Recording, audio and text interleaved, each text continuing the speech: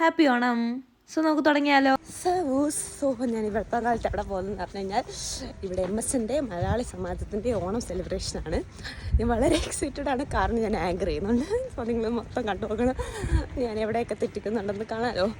So ഞാൻ പണ്ട് ഈ ഫാമിലിയിലെല്ലാം കല്യാണം വരുന്ന സമയത്ത് എന്തെങ്കിലുമൊക്കെ ചെയ്തിട്ടുള്ളതല്ലാതെ ലോങ് പീരീഡിന് ശേഷമാണ് ഇപ്പോൾ ചെയ്യുന്നത്. സോ അതിൻ്റെതായ ഒരു എക്സൈറ്റ്മെൻറ്റും ചമ്മലും എല്ലാം ഉണ്ട്. സോ നമ്മൾ രാവിലെ തന്നെ പോകുന്നത് എൻ്റെ ഒരു ഫ്രണ്ടിനെ പിക്ക് ചെയ്യാൻ വേണ്ടിയാണ്. എൻ്റെ ഫ്രണ്ടിൻ്റെ വീട്ടിൽ ചെന്ന് അവരുമായിട്ട് വേണം പ്രോഗ്രാമിന് പോകാനായിട്ട്. ഫ്രണ്ട് ആരാന്ന് ഞാൻ ഇവിടെ കളിച്ചു തരാം. ഇവരാണ് എൻ്റെ 2 ഫ്രണ്ട്സ്. ഇവരുടെ പേര് ക്ലൗഡിയാന്നും ഊട്ടോന്നുമാണ്. ഇവർ എൻ്റെ ലൈഫിൽ എനിക്ക് ഏറ്റവും വേണ്ടപ്പെട്ടവരാണ്. എനിക്ക് എൻ്റെ ലൈഫിൽ ഒരു ആദ്യത്തെ 10 പേരെടുത്ത് നോക്കിക്കഴിഞ്ഞാൽ അതിലുള്ള 2 പേരാണ് ഇവർ. എനിക്ക് ജീവിതത്തിൽ ഏറ്റവും കൂടുതൽ കടപ്പാടുകളുള്ളതിൽ ഒരു 2 പേരാണ് ഇവർ.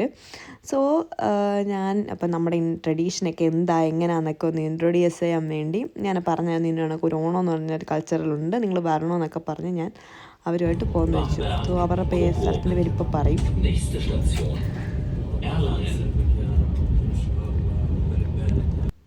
സോ അവരുടെ സ്ഥലത്തിൻ്റെ പേരൊക്കെയാണ്. ട്രെയിനിൽ വണ്ടി ഓടിക്കുന്ന ആളെ എന്തായിരുന്നു പറയുന്നത്, ലോക്കോ പൈലറ്റ് പറഞ്ഞത് കേട്ടില്ലേ. സോ ഞാൻ അവിടുന്ന് ട്രെയിനൊക്കെ ഇറങ്ങി ബസ്സിന് വേണ്ടി വെയിറ്റ് ചെയ്യുകയാണ്. രാവിലെ 8 മണിക്ക് അവിടെ എത്തണം.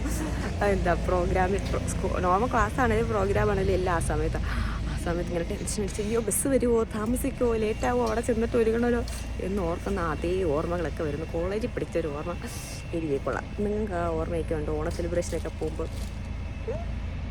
നാട്ടിലോണം മിസ് ചെയ്യുന്നു എന്നൊക്കെ കുറച്ച് പേർക്ക് സ്റ്റാറ്റസൊക്കെ ഇടുന്ന അവർക്ക് മിസ് ചെയ്യുന്നുണ്ടാവും. എന്നാലും എനിക്ക് പേഴ്സണലി ഇവിടെ വന്നിട്ടാണ് ഞാൻ ഓണം ഇത്രയും അധികം ആഘോഷിക്കുന്നത്. ഇത്രയും ഓണങ്ങൾ ആഘോഷിക്കുന്നത് ഇത്രയും അധികം മീൻസ് ഇപ്പോൾ കോളേജിലാണെങ്കിലും അത്തപ്പൂ വിടും, മാക്സിമം ഒരു തിരുവാതിര അല്ലെങ്കിൽ 2 പ്രോഗ്രാം മാത്രമേ ഉള്ളൂ. ഇത്രയും നമ്മൾ തന്നെ ഫുഡ് കുക്ക് ചെയ്ത് നമ്മൾ തന്നെ പരിപാടിയെല്ലാം ഓർഗനൈസ് ചെയ്ത് അങ്ങനെയൊക്കെ കുറച്ചും കൂടെ എക്സൈറ്റഡ് ആയിട്ട് ഇപ്പം പുറത്ത് വന്നിട്ടാണ്. എൻ്റെ വീട്ടിലൊക്കെ വിളിച്ചറിയുമ്പോൾ പറയുന്നത് നിങ്ങൾക്ക് അവിടെ ആണ് ഓണം, ഇവിടെ ഓണമേ ഇല്ലെന്നാണ് അവർ പറയുന്നത്. സത്യമായിട്ട് എനിക്ക് തോന്നുന്നുണ്ട്. നിങ്ങൾക്കോ? ബസ്സിൻ്റെ അകത്ത് കയറി അയാളെ ബസ്സിക്കത്തി ഇത്ര അൺപോളായിട്ടുള്ള ആൾക്കാരുണ്ടല്ലോ ഇവിടെ കത്താറ്. ഓണം പറഞ്ഞിട്ട് കാണിക്കണ്ട എല്ലാം ലൈനാന്ന് എനിക്ക് അറിയത്തില്ല, അതുകൊണ്ട് ഞാൻ എടുത്ത് കാണിച്ചതാണ്. പക്ഷെ കഴിഞ്ഞ ദിവസം വേറൊക്കെ അപ്പോൾ കാണിക്കാൻ ഞാൻ വിചാരിച്ചതല്ലോ.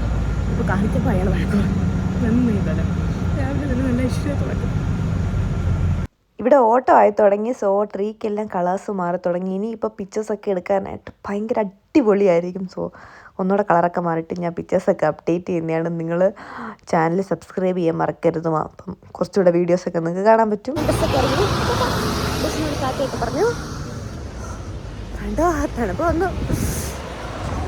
എനിക്ക് എൻ്റെ വായൊന്നും പുക വരുന്നുണ്ട്. ഇതൊക്കെ കാണാവുന്നുണ്ട്. സീറ്റ് വലിച്ചില്ല, തണുപ്പിൻ്റെയാണ് ഉണ്ടാവും. അങ്ങനെ ഞാൻ ടാറ്റയൊക്കെ പറഞ്ഞറിയാം.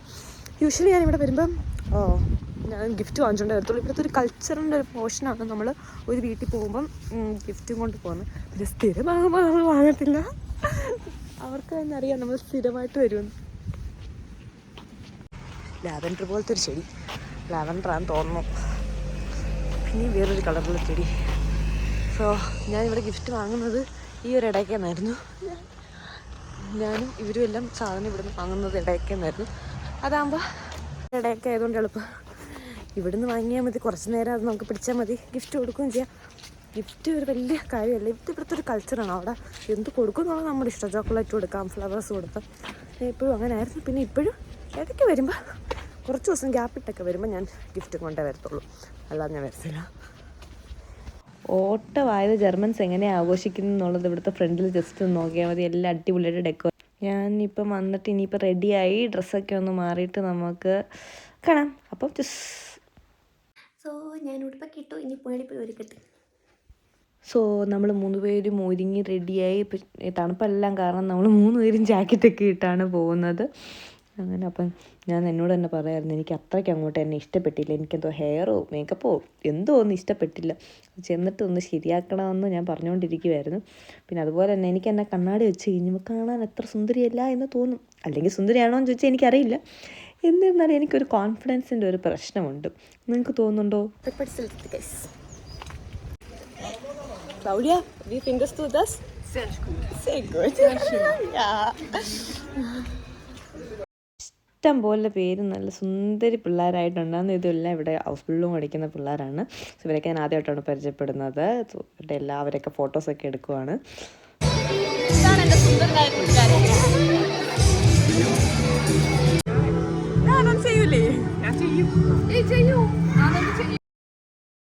അവൻ ഇവിടെ പ്രോഗ്രാമിന് അനൗൺസ് ചെയ്യാന്ന് പറയുകയാണെങ്കിൽ ഇതൊരു കോമ്പറ്റീഷനായിട്ട് കൺസിഡർ ചെയ്യേണ്ടത്.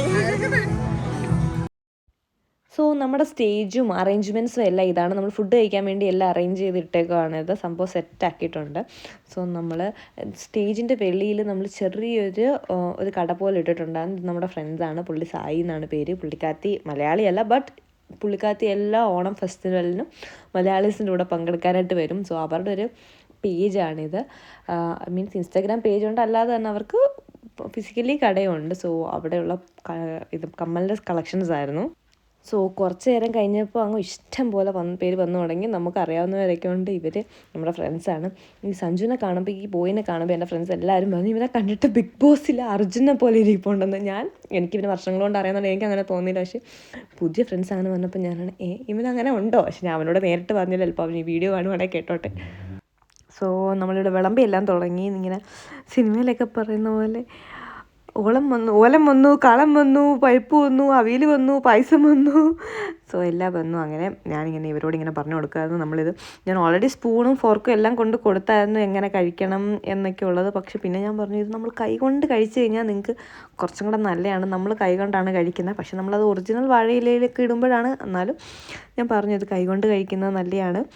പിന്നെ ഞാനിങ്ങനെ ഓരോ കറി വരുമ്പോഴും കറി എന്താണെന്ന് ഇങ്ങനെ എക്സ്പ്ലെയിൻ ചെയ്ത് കൊടുക്കും. എനിക്ക് ഭയങ്കര ഇൻട്രസ്റ്റിംഗ് ആയിട്ട് തോന്നും. ഓക്കെ, നമ്മുടെ നാട്ടിൻ്റെ കൾച്ചറും അല്ലെങ്കിൽ ഓരോരോ ഫുഡ് എന്താണെന്നെല്ലാം പറയുന്നത് എനിക്ക് ഭയങ്കര സന്തോഷമായിട്ട് തോന്നി. അതിനുശേഷം ഞാൻ അവർക്ക് കഴിക്കാനുള്ള കാര്യങ്ങൾ നമ്മൾ കൊടുത്തിരുന്നു. സോ പക്ഷെ അവർ എൻ്റെ അഭ്യർത്ഥന മാനിച്ച് അവർ കൈ കൊണ്ട് കഴിച്ചു. എനിക്കത് ഭയങ്കര സന്തോഷമായി. അവർ നമ്മുടെ ഒരു ട്രഡീഷൻ മൊത്തത്തോടെ അവർ അക്സെപ്റ്റ് ചെയ്യാൻ തയ്യാറായി, അല്ലെങ്കിൽ അത് കുഴപ്പമില്ല നല്ലതാണെന്നുള്ളത് അവർ സമ്മതിച്ചതായിട്ട് എനിക്ക് ഫീൽ ചെയ്തപ്പോൾ എനിക്ക് സന്തോഷമായി. പിന്നെ അതിനുശേഷം നമ്മളിത് 3-4 പന്തിയായിട്ടാണ് നമ്മൾ ഫുഡ് വിളമ്പി എല്ലാം തീർന്നത്. നമ്മൾ ആദ്യമേ ഗെയിംസ് ആയിരുന്നു പ്ലാൻ ചെയ്തത്. പക്ഷേ ക്ലൈമറ്റിനൊരു പ്രശ്നമുള്ളതുകൊണ്ട് ഗെയിംസ് നമുക്ക് നടത്താൻ പറ്റില്ല.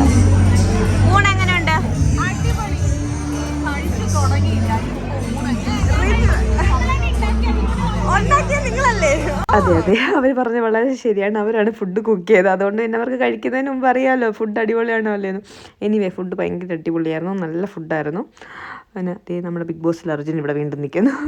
സോ നമ്മളിങ്ങനെ ഓരോരുത്തരെ കഴിക്കുന്നവർ മാറും, അല്ലാത്തവരിങ്ങനെ വിളമ്പി. നമ്മളെല്ലാവരും ഒരു ഫാമിലി പോലെ തന്നെ കഴിയുന്നവരാണ്. സോ ഫുഡെല്ലാം വിളമ്പി അതിന് ശേഷം 4 പന്തി ഉണ്ടാകുന്ന. ഇതിന് ശേഷം നമ്മൾ എല്ലാവരും വീട്ടിൽ നിന്ന് കൾച്ചറൽസിന് വേണ്ടിയാണ് ഒരുപാട് വെറൈറ്റി പ്രോഗ്രാം ഉണ്ട്. സോ ഞാൻ അത് കുറേയൊക്കെ ഇത് ഇൻക്ലൂഡ് ചെയ്തിട്ടുണ്ട്. നിങ്ങൾ മാക്സിമം കണ്ട് തന്നെ പോവുക. സോ നമ്മൾ ക്ലീനിങ്ങും കൂടെ കഴിഞ്ഞിട്ടാണ് കൾച്ചറൽസിലോട്ട് സ്റ്റാർട്ട് ചെയ്യുന്നത്. അല്ലെങ്കിൽ അവിടെ സ്കിപ്പ് ചെയ്ത് വീഡിയോ എല്ലാം ചെയ്താലോ. സോ ഞാൻ ആങ്കറിങ്ങിന് വേണ്ടി അവിടെ ഇങ്ങനെ നിൽക്കുന്നുണ്ട്.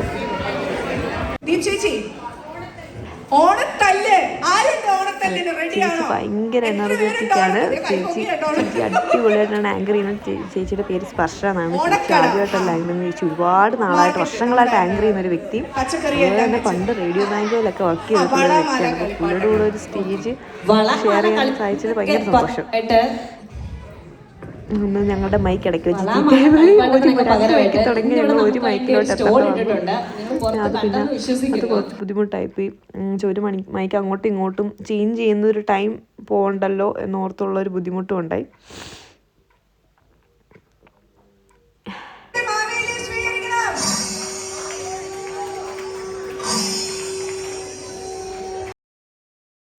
സോ അടുത്തതെന്ന് പറയുന്നത് ഇത്രയും ഓണത്തിന് പോയിട്ടും ഇല്ലാഞ്ഞ ഏറ്റവും എക്സൈറ്റഡ് ആയിട്ടുള്ളൊരു കാര്യമായിരുന്നു മാവേലിയുടെ എൻട്രി. മാവേലി വരിക എന്ന് പറയുന്നത് ഭയങ്കര ത്രിൽഡായിപ്പോയി. ഞാൻ കോളേജ് കഴിഞ്ഞിട്ട് പിന്നെ മാവേലിയുടെ കൂടെ ഒന്ന് ഫോട്ടോ എടുക്കാനൊന്നും പറ്റിയിട്ടില്ല. സോ ഇപ്പോഴാണ് പിന്നെ മാവേലി ഒരു പ്രോഗ്രാമിന് വന്നത്. ഞങ്ങളുടെ ജർമ്മനിയിൽ ഇപ്പോഴാണ് മാവേലി വന്നത്.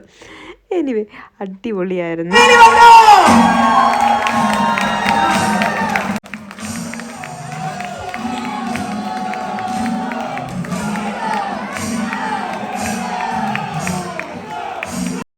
നൂറംബർഗ് മലയാളി സമാജത്തിൽ എല്ലാ വർഷവും മാവേലി വരാറുണ്ട്.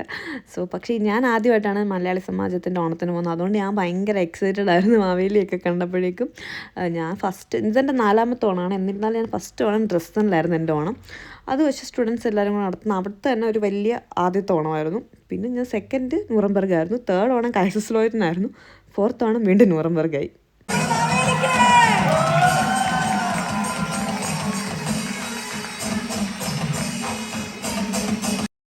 മാവേലിക്ക് എന്നിട്ട് നമ്മൾ മലയാളി സമാജത്തിൻ്റെ ഓണാശംസകളൊക്കെ നേർന്നു. ഈ മുത്തുക്കുട ഇതിനെന്താ പറയുന്നത് എന്നറിയത്തില്ല. പള്ളിപ്പെരുന്നാളിലൊക്കെ കണ്ടിട്ടുണ്ട് ഈ കുടയൊക്കെ വെച്ച്. വളരെ അടിപൊളി നൈസ് വൈബായിരുന്നു മാവേലി വന്ന സമയത്ത്. അതിനുശേഷം മാവേലി പോയതിന് ശേഷം നമ്മൾ നേരെ കൾച്ചറൽ സ്റ്റാർട്ട് ചെയ്യുമായിരുന്നു. ഈ പുള്ളിക്കാരൻ ഞങ്ങളുടെ മലയാള സമാജത്തിൻ്റെ ഓണം പരിപാടിയുടെ ചെയ്യുന്നത്. അതിൻ്റെ സോ അതിനുശേഷം നമ്മൾ സ്റ്റാർട്ട് ചെയ്ത പ്രോഗ്രാം. നമുക്ക് മലയാളി മങ്കയുടെ പ്രോഗ്രാം ഒക്കെ ഉണ്ട്. അതെല്ലാം ഇൻക്ലൂഡ് ചെയ്തിട്ടുണ്ട്. കാണണേ. 4 വർഷമായിട്ട് ജർമ്മനിയിൽ വർക്ക് ചെയ്യുവാണ്. ഇന്ന് ഈ പ്രോഗ്രാമിന് പങ്കെടുക്കാൻ സാധിച്ചതിൽ എനിക്ക് ഒരുപാട് സന്തോഷം.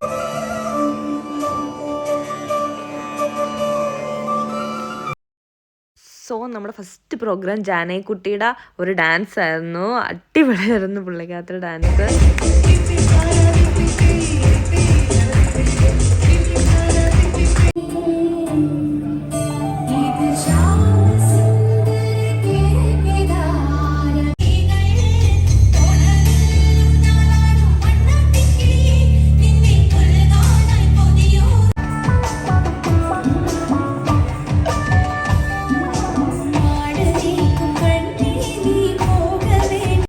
ഇതൊരു സെമി ക്ലാസിക്കൽ ഫോമായിരുന്നു. നിങ്ങളിതിൻ്റെ പാട്ട് കേട്ടരുത്. പക്ഷേ എനിക്കിത് കണ്ടപ്പോൾ എനിക്ക് ഭയങ്കര സന്തോഷവും അഭിമാനമൊക്കെ തോന്നി. ബിക്കോസ് ഇവർ ഈ ഡ്രസ്സിങ് എല്ലാം നിങ്ങൾ തന്നെ ഉണ്ടല്ലോ, ഇവർക്ക് ഈ ഡാൻസിനോടുള്ളൊരു പാഷൻ കൊണ്ടാണ് ഇവർ ഈ പിള്ളേരെ നാട്ടിൽ നിന്ന് ഈ ഡ്രസ്സെല്ലാം തയ്പ്പിച്ച് ഈ ഓർണമെൻറ്റ്സ് എല്ലാം ആയിട്ട് വന്നതൊക്കെ.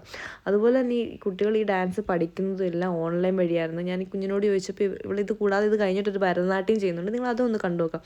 സോ ഇവരുടെ പേരൻസിനെ ഓർത്തിട്ടാണ് എനിക്ക് ഏറ്റവും സന്തോഷം തോന്നിയത്. വെച്ചാൽ ഇവിടെ വേറൊരു രാജ്യത്ത് വന്ന് സെറ്റിലായിട്ടും നമ്മളെ മക്കൾ നമ്മുടെ നാട്ടിലെ ഡാൻസ് ഫോം എല്ലാം പഠിക്കണമെന്നുള്ളൊരു ആ ഇൻറ്റൻഷൻ അല്ലെങ്കിൽ അതിന് വേണ്ടി ടൈം കണ്ടെത്തുകയെന്ന് വെച്ചാൽ ഭയങ്കര സന്തോഷം.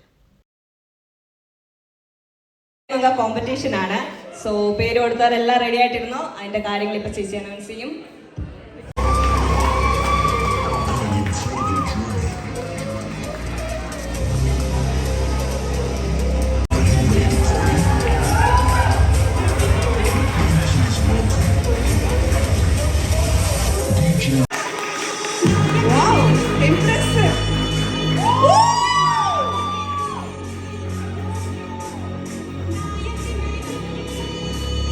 Chest numbers കാണണം, ഓടരുത്.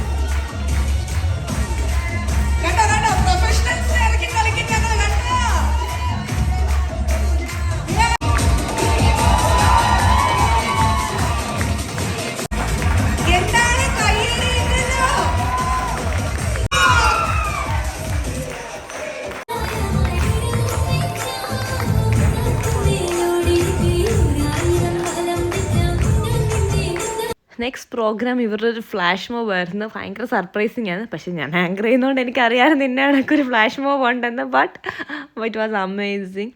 സോ എനിക്ക് ഏറ്റവും ഒരു സന്തോഷം, ഇവരൊക്കെ നമ്മൾ കൊച്ചു പിള്ളേർ 18 വയസ്സുള്ള പിള്ളേരോട് ഡാൻസ് ചെയ്യാൻ പറയുമ്പോൾ ഭയങ്കര ഷൈ ആയിട്ടിരിക്കുമ്പം ഇവരെല്ലാം വളരെ എനർജറ്റിക് ആയിട്ട് ഓക്കെ ഞങ്ങൾ ചെയ്തോളാം നിങ്ങൾ ആരും ചെയ്യേണ്ട, ആ ഒരു വൈബ് അല്ലെങ്കിൽ ആ ഒരു കാഴ്ചപ്പാട് എനിക്ക് ഭയങ്കര ഇൻസ്പയറിങ് ആയിട്ട് തോന്നിയിട്ടുണ്ട് പേഴ്സണലി. ഇവരെയൊക്കെ പോലെ നമ്മൾ നാളെ ഇവരെയൊക്കെ പോലെ തന്നെ ആവണം, അല്ലെങ്കിൽ ഇവരെ പോലെ വളരെ ഇൻസ്പയറിങ് ആയിട്ട് വളരെ ഹാപ്പി ആയിട്ട് നിൽക്കണമെന്ന് എനിക്ക് ഭയങ്കരമായിട്ട് തോന്നാറുണ്ട്.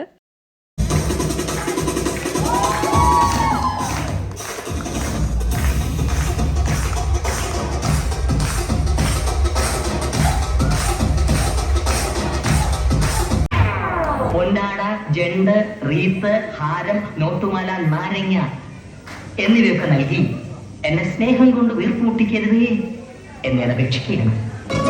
സൂര്യനാളം പൊൻവിളക്കായി മിന്നൽ മേഘ കച്ച കെട്ടി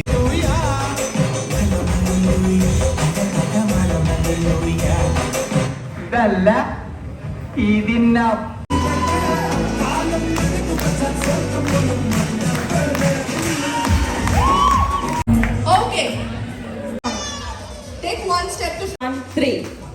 ഒരു കയ്യടി കൊടുക്ക്. Second is 006.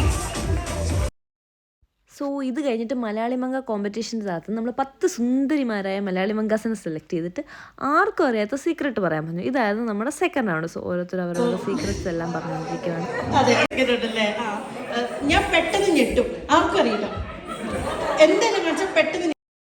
സോ ഇതിന് ശേഷം മലയാളി മാരൻ്റെ പ്രോഗ്രാംസും ഉണ്ടായിരുന്നു. പക്ഷേ അതെനിക്ക് വളരെ ചെറിയ ക്ലിപ്സേ എടുക്കാൻ പറ്റുള്ളായിരുന്നു. But it was amazing.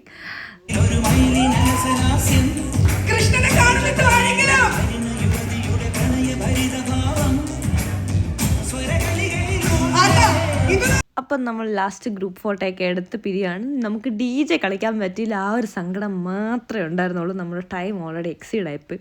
ഇത്രയും പ്രോഗ്രാമിന് പോയിട്ട് ഒരിടത്തും നമുക്ക് കറക്റ്റ് ടൈമിന് നിർത്താൻ പറ്റില്ല. സോ നമ്മൾ പരിപാടി എല്ലാം കഴിഞ്ഞ് അവിടുന്ന് ജാക്കറ്റൊക്കെ ഇട്ട് ഇറങ്ങുകയാണ്. അപ്പം താങ്ക് യു ഗൈസ്. ഇതോടുകൂടെ ഞങ്ങളുടെ ഓണപ്പരിപാടി അവസാനിച്ചു. അപ്പം choose guys, thank you for watching. Please do like, share and subscribe.